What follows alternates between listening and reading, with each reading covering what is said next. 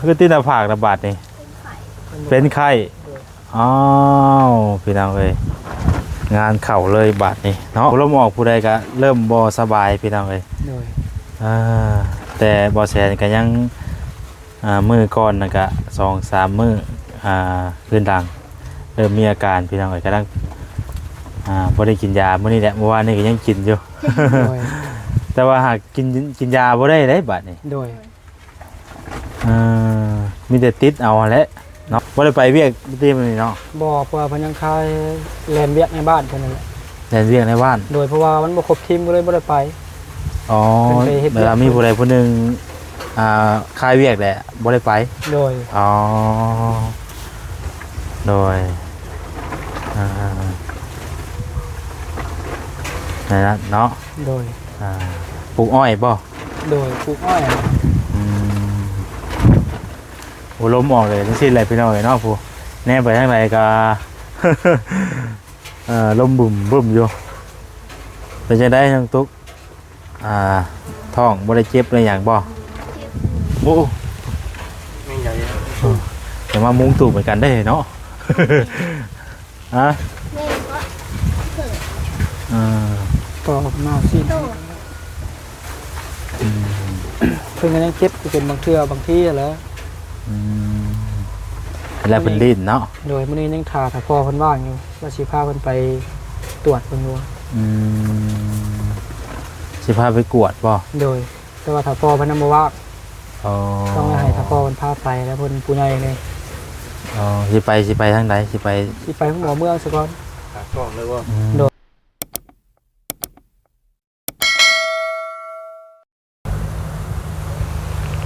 สบายดีพ่อแม่พี่น้องเบิดสุขสู่คนเด้อพี่น้องเด้อเปิดภาพมาบรรยากาศอยู่หมองพักหมองเศร้าทางน้องตุ๊กพี่น้องเลยเนาะไปเข้ามาหลายมือเติบไปพี่น้องเลยวันนี้ก็มาเยี่ยมมายามเพิ่นเด้อพี่น้องเด้อตัววันนี้ทางฟ้าเปิดโปร่งดีพี่น้องเลยเนาะฝนก็ถือว่าเริ่มเบิดแล้วบาดนี่พี่น้องเลยเนาะหากแต่ว่าข่าวมาอยู่พี่น้องเลยเนาะวันที่22 23เนี่ย23 26เนาะฝ่าฝนสิมาอีกแล้วพี่น้องเลยเอามื้อนี้ก็สิเข้ามาทำไทยทั้งน้องตุ๊กพี่น้องเลยเนาะโอ้อยู่จุบนอ้อใส่ปลาตังที่นี่คือหายไปแล้วบัดนี่อันนี้มองเก็บเครื่องเก็บของเพื่อนพี่น้องเลยสวัสดีทางน้องไส้น้องตุ๊กเนาะคือที่หน้าผากระบาดนี่เป็นไข้อ้าวพี่น้องเลยงานเข่าเลยบาดนี่เนาะอันนั้นใช้ไม้อยู่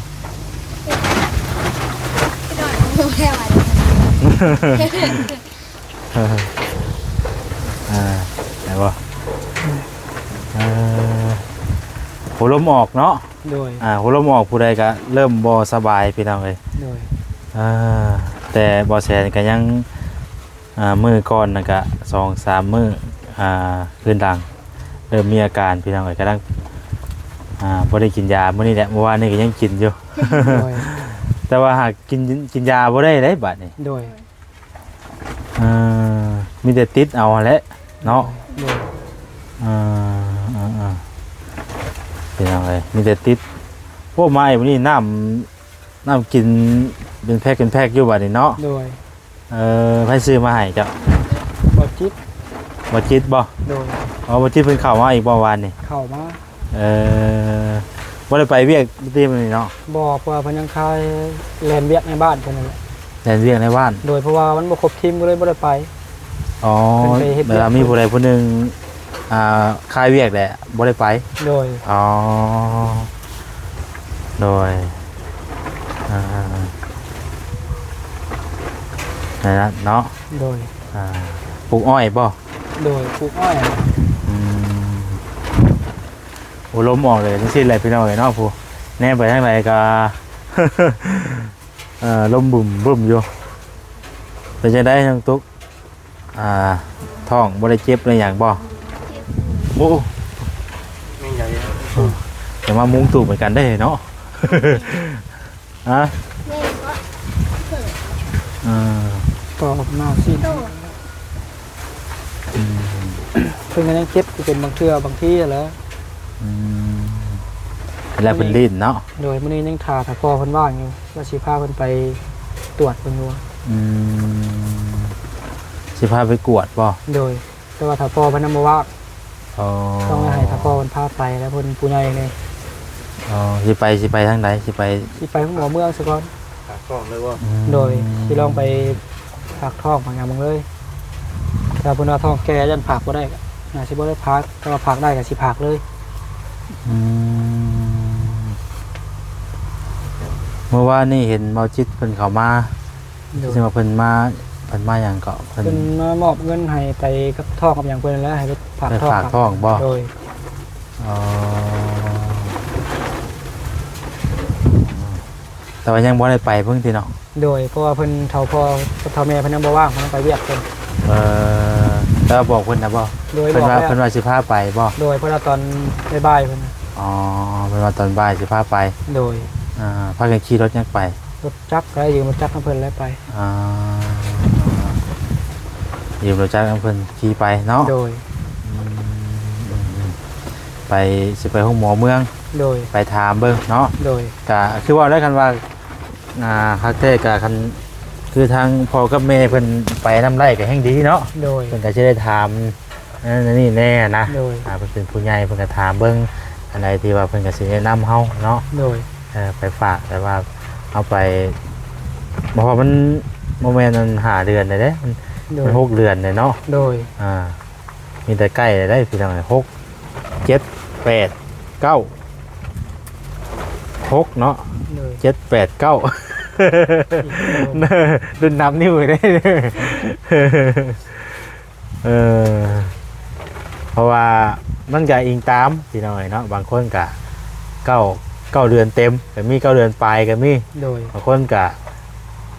บ่ฮอด9ก็มีสินะ โอ้ มันบ่แน่นอนตัวนี้เนาะ โดย ยังบ่ได้พี่น้องเอ้ยแต่ติดตามเบิ่งไปเรื่อยๆนี่แหละพี่น้องมีแต่เครื่องใช้ของซอยยังบ่ทันได้มีเนาะ โดย เฮาบ่ได้ซื้อเตรียมแต่หยังไว้บ่เนาะ บ่ทางผู้ใหญ่บ่ให้ซื้อ มันคือบ่ได้ซื้อบ่ โดยถ้าพ่อถ้าแม่เพิ่นถือมาแต่เพิ่นพุ่นน่ะ โอ้ พลังเพิ่นเอาย่านแบบ พลัง มีแนว บ่ เป็นนะโดย หรือว่าฮอดมือก่อนเนาะ โดยฮ้อนมือฮ้อนหยังกัน ฮ้อนมือฮ้อนหยังแล้วเขาจะ หยังก็จักซื้อ ก็มีอยู่พี่น้องอยู่อยู่ห้องหมอนะ โดย มีเพิ่นก็อาจจะมีบ่หลายสินะแต่ว่าก็บ่เวลาเฮาคลอดปุ๊บนี่เวลาฉุกเฉินเนี่ยมันก็มีหม่องนั่นอยู่นะ โดย ซาแต่เก่าอะนะเพราะว่า โดย เวลาเฮาไปคลอดนั่นปุ๊บแล้วก็เพิ่นก็มีหม่องผ้าอ้อมผ้าหยังก็มีอยู่นำเพิ่นนะ โดย แต่มันก็สิบ่คักสำเฮาซื้อเอาเองสิ โด นะ ย แต่เพิ่นก็สามารถแบบว่าเอาไม้ให้เฮาใส่ก่อนได้สินะ โดย แล้วเฮาก็ได้ซื้อนำเพิ่นนั่นแหละแต่ว่าเพิ่นก็เอาไม้ให้ก่อนสินะ โดย พอเฮาคลอดออกปุ๊บแล้วก็เพิ่นก็เอามาใส่อหย่างก่อนแล้วก็เฮาก็ไปเดินไปซื้อเอาไว้บ่ได้เนาะ โดย อืมทางน้องเพิ่นสิจะก็ไปนำกันบ่ โดยไปเพราะว่ามื้อนี้น้องก็พักเปียกพอดีนะ อ๋อบ่ได้ไปเวียกเนาะก็เลยว่าสิไปอันพาเพิ่นไปพักท้องเนาะ โดย เพราะว่าท้องเขาก็เริ่มใหญ่ขึ้นเรื่อยๆเรียกว่าท้องแก่ขึ้นเรื่อยๆเนาะ โดย เขาก็ได้ไปเฮ็ดอย่างติดตามไว้เพื่อว่าเจ็บท้องเจ็บหยังมาเลยเขาก็พอได้ไปโลดเสียนะ โด เนาะ ยโดย ส่วนหลายบ้านเขาก็ชั่วโมงนี้ก็มันแต่ว่าผู้ใดท้องก็มีแต่ไปหาหมอเนาะ โดย คลอดเองก็ถ้าพูดง่ายก็ง่ายเลย โดย บางเทื่อเตรียมไปห้องหมอนั่นก็บ่ทันอยู่อะ โดย หมอก่อนก็มี ก็สาธุได้น้องๆเนาะ โดย แต่ว่าง่ายก็ดีหมดแหละเนาะ โดย ง่ายแต่ว่าคนง่ายก็ให้ปลอดภัยอะไรไปอย่างเนาะพอเรื่องคนปลอดภัยให้ทั้งปลอดภัยทั้งแม่ทั้งลูกมันแหละเนาะ โดย อืม กินข้าวแล้วบ่มื้อนี้น้องตุ๊กบ่ได้กินเลยนุ่มเบิดอ่ะบ่นมมันแอนมัมอ่ะ ยัง ยังอยู่บ่ได้ค่อยกินบ่จักหรอก กิน กินอยู่กินมื้อนี้จักกล่อง ตอนเช้าหนึ่งตอนเย็นหนึ่ง อ๋อตอนเช้าหนึงตอนเที่ยงหนึง ตอนแรง กินน้ำหลายอยู่บ่เบิดมื้อจักตุกน้ำ วดมือละ2 ที เบิดมื้อละ2ตุกเลยอ้อโตถือว่ากินหลายอยู่เด้บัดนี้เนาะ โอ้ไอ้กินบ่รู้2ตุกก็เก๊กแล้วเนาะ โดย ถ้าอากาศหนาวๆชื่อหวยตุกหนึงก็บ่อยากเบิดเด้ โดย กินน้ำหลายๆพี่น้องเอ้ยเนาะกินเพราะว่าไปหาหมอมื้อนั้นเพิ่นว่าเพิ่นหิวว่าซั่นเนาะ โดย โอ้ว่ากินบ่ค่อยกินข้าวอ่ะ ไปโทรมาเลยบ่สอน ฮะ หมอไปโทรมาเลยบ่ เพิ่นโทรมาตั้งแต่มื้อก่อนพุ่นนะ โดย เพิ่นโทรมาถามอยู่เพิ่นว่าเป็นจังไดอันน้องอันนี้บ่ลงตุกบ่เพิ่นว่าบ่แม่นบ่ลงตุกว่าเบอร์อันผู้อันพาเพิ่นไปมื้อนั้นแหละว่านะเพิ่นก็ถามว่าเป็นจังไดน้องเพิ่นเป็นจังไดตอนนี้นะมีหยังก็ให้เข้ามาได้เลยสินะเพิ่นก็บอกแนะนำอยู่อย่างเนาะเพิ่นว่าเป็นจังไดบริการดีบ่จังซั่นจังซี่อันแหละ แต่ว่าทั้งหมอละเอียดเพิ่นบริการดีอยู่เด้อพี่น้องเนาะแต่ใดมาเรื่องเข้าไปหันก็โอเคอยู่มีแต่เบิ่งไปเรื่อยนะพี่น้องคือตอนนี้ก็ยังบ่ได้เตรียมหยังได้น้องๆเนาะ โดย แบบว่ามีแต่อยู่ไปเรื่อยๆ3 วันมื้อคลอดเนาะ โดย แต่ว่าเรื่องอยู่พื้นอยู่ไฟเนี่ยก็อันตัวที่ว่านี่เพิ่นบ่ได้ให้เตรียมบ่เป็น ก็น่าจะได้เตรียม ชา อ แน ยู่ ล เล ใน ย อย่างที่นะ โดยเพราะว่าน้องกับเพิ่นว่างอยู่ว่าชีเฮ็ดไป เพิ่น อยู่ เพิ่น เพิ่นว่างอยู่ เพิ่นให้เฮ็ดเอาบ่ดีกว่า โดย ถ้าแบบคือเตียงคือว่าเสียนชื่อนี่ก็จะว่าได้อยู่จักเนาะ โดย แบบชาแนลนั้นชาแนลที่เขาเจ้าเฮ็ดขึ้นมามันมีอันแนวมีหยังก็เพิ่นเด้น่ะมีฮาวข้างหนึงอะเด้ โดย ได้ดอกบ่มีเงินซื้อให้ เพราะว่าน้องก็ยังเลยเพิ่นบอก 400,000ปลายบ่ได้น่ะ โดย อันเตียงตัวนั้นน่ะ บอกเป็น 400,000 ไผหญ้ามาให้แล้ว เขาต้องได้เฮ็ดแยกต่างหากบ่เนาะ โดย สมมุติว่าทางน้องเพิ่นคลอดเป็นอย่างมากแหละเนาะเขาก็ต้องได้ปลุกแยกหรือว่าบ่ได้อยู่นี่แล้วบ่ซะหรือว่าต้อง อยู่ ได้ อยู่นี่ก็ได้อะปุ๊กออกข้างๆอันนี้ก็ได้คือกัน เขาก็ต้องได้เทิมออกอีกเนาะ โดย อ่า แล้วถ้าว่าจะปุ๊กแยกก็ได้คือกันบ่เป็นหยัง พอดีได้พี่น้องเอ้ยเนาะเบิ่งไปแล้วบ่เคยช้ำเนาะ โดย พอใหม่ๆช้ำบาดนี่ว้าย น้องคือน้องไล่เพิ่นก็ยังบ่เคยมีลูกเลยเนาะ โดย เราก็ยังบ่เคยมีลูกค เรา รับ บ่มีคือกัน พอดีแล้วเฮียนฮู้ไปในตัวเลยพี่น้องเอ้ยเนาะ เฮียนฮู้ไปนํเนาะเบิ่งซอยกันนั่นแหละก็คันเฮาได้ลูกได้หยังมาแล้วก็คันคือเพิ่นเลี้ยงง่ายมันก็ง่ายพี่น้องเอ้ยเนาะมันก็มีแต่ภาวนาให้เลี้ยงง่ายใหญ่ไวนั่นแหละพี่น้องเอ้ยเนาะ โดย ซ้ำน้ำหนาวซ้ำโอ้ยเนาะเย็นจะจ้อยแล้ว แต่รุ่นโมแซนตะกี้กับย่ำหนาวนี่แหละรุ่นลูกไห้ก็นั่งอุ้มอยู่นะนั่งรับตาอยู่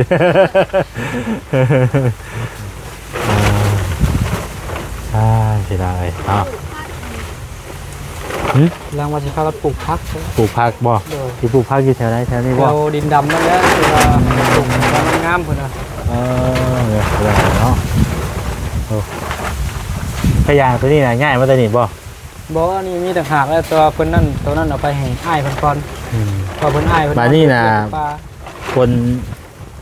นบ่ตกแต่ว่าล้มบัดนี้เนาะ โดย มันจะล้มได้บัดนี้พี่น้องเอ้ยเอาว่าเขาล้มออกไปเลยตากแดดหลายเด้อเจ้าเป็นไข่มายากเลยพี่น้องเอ้ยเนาะตัวนี้นะบอกกันคือคนปกติแบบบ่ได้ถือผ้าอย่างนั้นนะเขากินยาทั้งหมดก็ได้อะนะ โดย แต่ว่าตัวมันคันว่าแบบเขาเป็นไข่ย่านขึ้นอย่างมันกินยาบ่ได้เลย แม่น ยานี่มันเป็นมีผลต่อเล็กน้อยสินะ โดย ยาแต่ละยานี่เพิ่นจะมีคำเตือนบอกอยู่ว่าผู้ใดที่ มีบุตรหรือว่าถือผ้าสินะจะมาให้กินสินะ โดย เป็นจังได๋เรื่องนี่คุยแล้วล่ะบ่เรื่องดินเรื่องดอนเนาะเฮ็ดเพิ่นสิเฮ็ดจังได๋ ถ้าบ่เตียงเพิ่นลงมาอยู่ บ่ โดยก็ยังบ่ฮู้นำผู้ใหญ่เพิ่นคือกัน แล้วก็ยังบ่ฮู้ว่ามื้อใดเนาะ โดย ยังบ่ฮู้ว่าสิเฮ็ดแนวใดบ่ โดย ถ้าติดตามเพิ่นต้องการพี่น้องเนาะเรื่องดินเรื่องดอนกะว่าเพิ่นสิคุยกันจังใดทางสมุนเพิ่นเข้ามามื้อนั้นได้เพิ่นมาหยังเกาะมื้อน่ะ เพิ่นมาเว้าพื้นดินเพิ่นหยังแหละแต่ว่าเพิ่นจักเพิ่นสิเว้าได้ไหนน้องก็บ่ได้อยู่นี่น้องไปเวียก เฮาก็บ่ฮู้ว่าเพิ่นสิคุยกันได้ใดครับ โดย ผู้หลักผู้ใหญ่เนาะ โดย หลักๆอีดีกะผู้แรกทางบ่เตียงเพิ่นมาเนาะเฮาจังเฮ็ดได้เฮ็ดหยังกันพี่น้องเนาะดำเนินการได้มีแต่ว่าให้เพิ่นมาเบิ่งนํกันก่อนเนาะ โดย มาเว้ามาคุยกันก่อนอาจสิเฮ็ดแนวใดพี่น้องเอ้ยมีแต่ติดตามเพิ่นนํกันแล้วจ้ะพี่น้องเอ้ยเนาะ โดยแม่นครับต้องมีในบ้านพร้อมมาเลย อ๋อต้องมีในบ้านมาเซ็นให้เนาะ โดยเพราะว่ามันจังจบแบบง่ายๆนะเบาเจอสิเว้าแบบปากต่อปากมันก็สิบ่จบทางหน้าอีกโดย เฮาต้องนัดกันก่อนเนาะ แม่น ก่อนสมมุติว่าเฮาสิเฮ็ดมื้อนี้เนาะสมมุติว่าเฮาสิเฮ็ดมื้ออื่นเฮาก็นัดกันว่าต้องให้พ่อมันซะก่อนสินะแล้วเฮาคุยแล้วเลยสิเนาะ โดยถ้าว่าสิให้แบบ อันนี้น่ะเพิ่นสรุปแล้วเพิ่นสิแบ่งบ่หรือว่าแบบแค่ว่าเอาชื่อน้องเพิ่นใส่ เพิ่นก็สิแบ่งให้เลยหั่นแหละ อ๋อ เพิ่นก็สิแบ่งให้เลย อันนี้ตุ๊กเอาซื้อนมมานม2แพ็คไปหน่อยเนาะนี่แอนมัมนมคนท้อง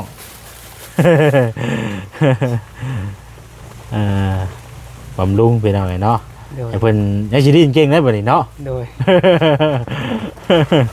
ก็ตื่นเราเลย ไป บอกซาลีเราขับหลุดมาเหมือนคือเตะแท้บอกเมื่อนี้ว่า ตื่นได้ไหน ไอ้ดอกบูไดตุย มื้อนั้นเพิ่นขี่รถจักรมาบ่ โดย มื้อนั้นมาเซ็นไปไทยก็มื้อน่ะ ไปถัดไป วัด อ๋อไปมหาโชคเนาะ โดย มื้อนั้นไปวัดมหาโชคก็เล เตะ ย แท้บอกเมื่อ อื นี้ ม ติดจักมาติบ่ เท่ ก็เลยบ่ได้ไปนำกันไปทางไหนเนาะพาบ่ดำเพิ่นไปวัดมหาโชคเจ้าเคยไปบ่บ่เคย โดย บ่เคยไปเนาะ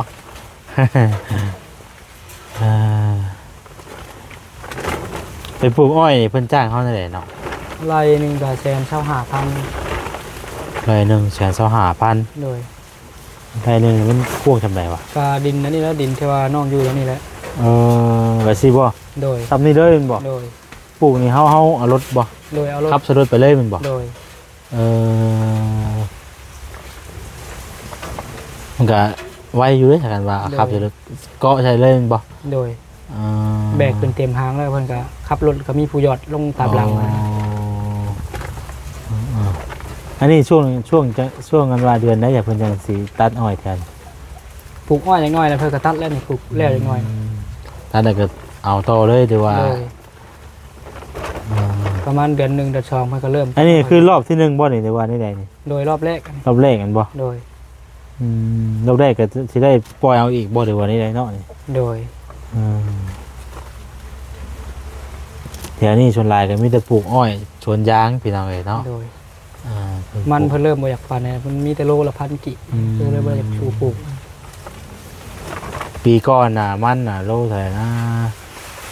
4,000บ่ โดย เนาะ 4,000 ปีนั้นน่ะบ่โลมัน 4,000 โอ้ป้าฮุบปานใดก็จนแปลนบ่ โดย ผู้ใดวิธีมีหยังได้ล่ะ เดี๋ยวนี้บ่ได้แล้ว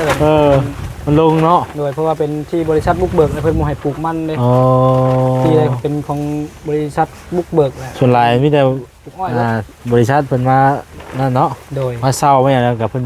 ปลูกอ้อยด้วยสินะเนาะเพิ่น โดย เมาครับเพิ่น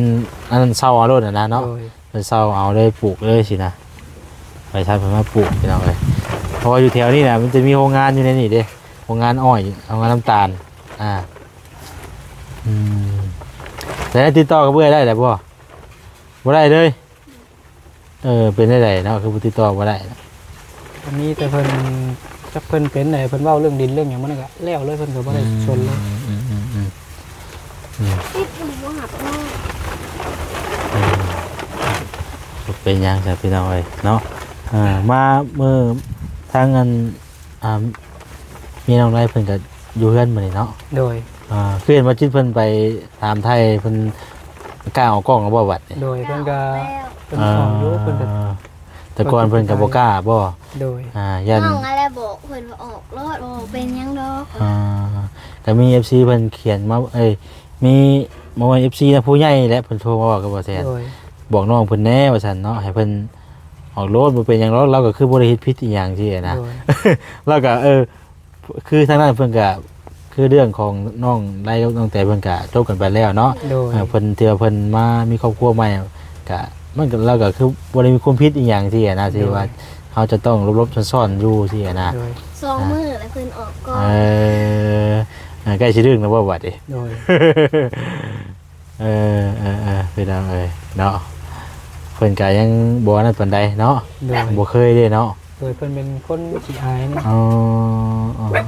แล้วก็อยู่บ้านนี่บ่เนาะ โดยบ้านเดียวกัน ครอบครัวเพิ่นก็บ่มีคือกันบ่ บ่เพิ่นก็บ่ได้มีกันแบบพ่อกับอยู่ไทยแม่ก็อยู่ไทยกัน เพราะพ่อแม่เพิ่นอยู่ไทยพุ่นตอนนี้ โด นะ ยเพิ่นไปเรียก เพิ่นซ่านเพิ่นเป็นได้ใด เพื่อนชาติก็แบบเพิ่นก็เฮือนมูลเฮือนมังกับนี่นะเฮือนบ่แม่นเฮือนเพิ่นเองกับนี่นะ อ๋อแบบว่า ขึ้นมา อยู่เฮือนแบบเฮือนหมู่เฮือนบางเฮือนก็เฮือนเข้าอยู่นั่นนี่บ่แต่ว่าบ่แม่นของเพิ่นเนาะ โดยเพิ่นก็ขึ้นมาอยู่น้ำลูกน้ำผัวเพิ่นแล้วผัวขึ้นมาเพิ่นก็ขึ้นมาอยู่ เพิ่นก็เป็นครอบครัวที่ทุกข์ยากคือกันเนาะ โดย อ่า ถ้าเพิ่นขึ้นมาน้องก็ดีใจอยู่เพราะว่าก็น้องก็แบบไปเวียกไปงานนี่ก็พอได้มีผู้อยู่น้ำซุก พวกน้องตูก็จะได้มีหมู่แน่เนาะ โด เฮาย ไป ก็ดูแลกันได้ เวียกไปงานก็สิบ่เป็นห่วงบันไดเนาะก็สิบ่กระนิ่งบันไดอ่ะนะเนาะ โดย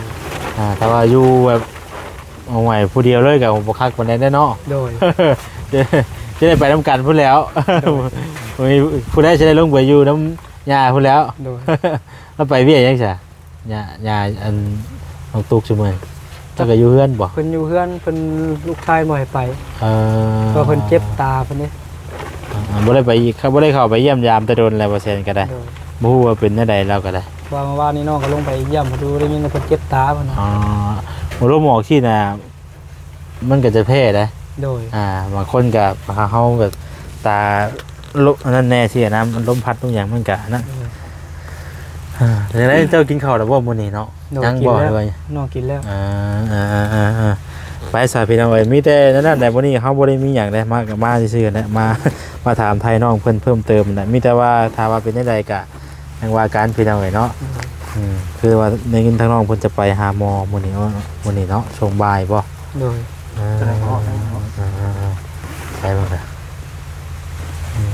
ช่วงบ่ายพี่น้องเอ้ยเป็นหยังซะพี่น้องมีแต่ให้เพิ่น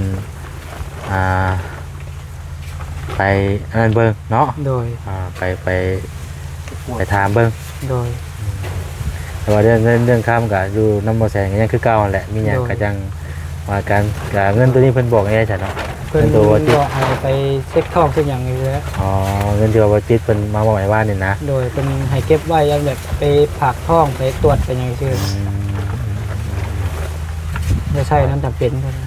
โดยพี่น้องเนาะเอาซะเด้อน้องเด้อ โดยขอบใจ ไม่ว่าจะเอาที่ตรงที่ไทยไว้เนาะ มาอัปเดตแต่ว่ามาเยี่ยมมายามถามข่าวอะไรพี่น้องเอ้ยเนาะ โดย ถามข่าวทางน้องเพิ่นก็ดีใจทั้งน้องไส้น้องตุ๊กเนาะที่ว่ามีทางแล้วผู้ใหญ่เพิ่นอีต้นเนาะเห็นมือกับมาซอยซื้อหันซื้อนี่มาให้พี่น้องเอ้ยเข้านี่ก็แม่นบ่เนาะ โดยเป็นชาวบุญชื่อเขามาบอก โอ้ กว่ามื้อที่ว่าเอาเข้าวมาให้น้องก็บ่ได้อยู่นะน้องไปเวียกมันกระเทินสิแล้วน้องเลยบ่ได้กลับมันสิได้เงินนี่แล้ว โดย สะพายเพิ่นได้นะ ฮะ สะพายเพิ่น เบิ่งหาเขาโอ้25 โลบ่หรือว่า30 โลบ่ 30